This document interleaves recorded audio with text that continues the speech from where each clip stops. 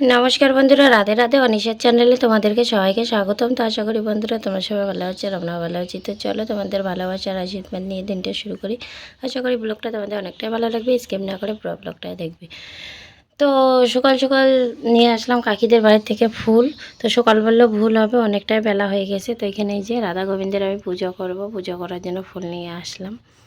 তো তোমরা দেখতে পাচ্ছ আমাদের বাড়িতে তো পূজা হয়েছে, তোমরা সবাই জানো। তো এই যেগুলো হচ্ছে মঙ্গল ঘট 5টা, তো 5টা ঘট এখানে বসিয়ে রাখছি। তো ঘটের জলগুলো এগুলো নিয়ে রাখতে লাগবে, এগুলো খুব ভালো। এখানে নিয়ে আসছি আমি রাধা গোবিন্দের জন্য জামা আর গিরিধারীর জন্য। তো গিরিধারীকে একটা পরাইছি আর বাদ বাকিগুলো রেখেই গেছে। এটা তো প্রচুর গরম পড়েছে, আমি কিন্তু মন্দিরে আছি, দেখতে পাচ্ছ কতটা তাপমাত্রা বেড়ে গেছে। এত রোদ দিয়েছে, মানে ঘরে ফ্যান চলতেছে তবুও থাকা যাচ্ছে না।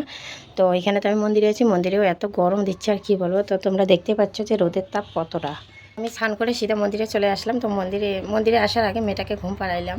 তো জাগে এখনও ঘুমাইলে, ওদিকে ভাতও বসানো হয়ে গেছে আর এদিকে আমি পূজার কাজও করব। তো আজকে কয়েকটা দিন যা গেল কি আর বলবো, মানে অনুষ্ঠানের আগে আর পরে ঘুম তো চোখে নাইয়ে। আর তার মধ্যে তোমাদের সাথে অনেক কিছু আমি শেয়ার করতে পারি না, যার জন্য মানে মাপ চেয়ে নিচ্ছি, কারণ আমি একা। তো ক্যামেরা ধরারও কেউ ছিল না। আর কত কষ্টে একটু একটু করে উঠাইতে পেরেছি, একে দিয়ে ওকে দিয়ে। আর বোন থাকলে তো কোনো কথাই ছিল না, বোন সব কিছু উঠাই নিত। কিন্তু ও নাই, ও গেছে ওর দিদির বাড়িতে, ওর দিদির শাশুড়ি অপারেশন হয়েছে এর জন্য। তো যেই কারণে আর কি অনেক কিছু তোমাদের সাথে শেয়ার করতে পারিনি। মানে এই যে অনুষ্ঠানটা হয়েছে বা এই যে আনন্দটা যে করতে পেরেছি, অতি ভাগ্যের ফলে, এটা অতি কর্মের ফলে হয়। চেয়েও কেউ পায় না আর কেউ না চেয়েও পায়। তো জানি না, গিরিধারী আর গোবিন্দ আবার যদি কৃপা করে অবশ্যই আবার হবে। তো ওনাদের কৃপা ছাড়া আমরা কিচ্ছু না। তো দেখি সামনের দিকে কি হয়। তো আমি তো জানতাম না এই অনুষ্ঠানের, মানে কিছুই জানতাম না নিয়ম নীতি, যে প্রথমবার কী করে হয় না এগুলো তো আমার জানা ছিল না। তো এবার দেখলাম, শিখলাম, বুঝলাম। তো সামনের বার যদি গিরিধারীর কৃপা হয়, গোবিন্দের যদি আশীর্বাদ থাকে, তাহলে অবশ্যই আবার হবে। তো তোমাদের সাথে তখন আমি সব শেয়ার করবো। তো বন্ধুরা, আমি এখন তিলকটা করে নিলাম। তিলক করে সেবা করতে লাগে, কিন্তু আমরা দিই না। আমরা কেউ লজ্জা করি বা কেউ আলসির দোষে দিই না। তো এই তিলকটা করে পূজা করলে ভালো আর কি।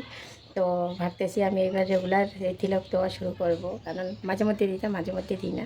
তো দেখি আস্তে আস্তে করতে করতে অভ্যস্ত হয়ে যাবে। কখনো কখনো মেয়ের খুব মানে চাপে পড়ে করতে পারি না। তো এরকম করে দেখতে পাচ্ছি, এরকম করে তিলক ধারণ করা খুবই ভালো, কারণ সবসময় তাহলে আমাদের মাথার উপরে ভগবানের চরণ থাকে। তো আমি তো অত ভালো করে দিতে পারিনি, দেখতে পাচ্ছ। যারা দিয়ে দিয়ে অভ্যাস তাদের তো ঠিক আছে, তো আমার একটু টেরা বেঁকা হয়েছে। তো চলো যাওয়া যাক। তো পূজা দিয়ে চলে আসলাম। তো এখানে বসে আছে পুঁই শাক। তো পুঁই শাক এরকম করে একটু বড় বড় করে ডাঁটিগুলো কেটে এইভাবে একটু ঝোল ঝোল করে খাইলে কিন্তু খুব স্বাদ লাগে।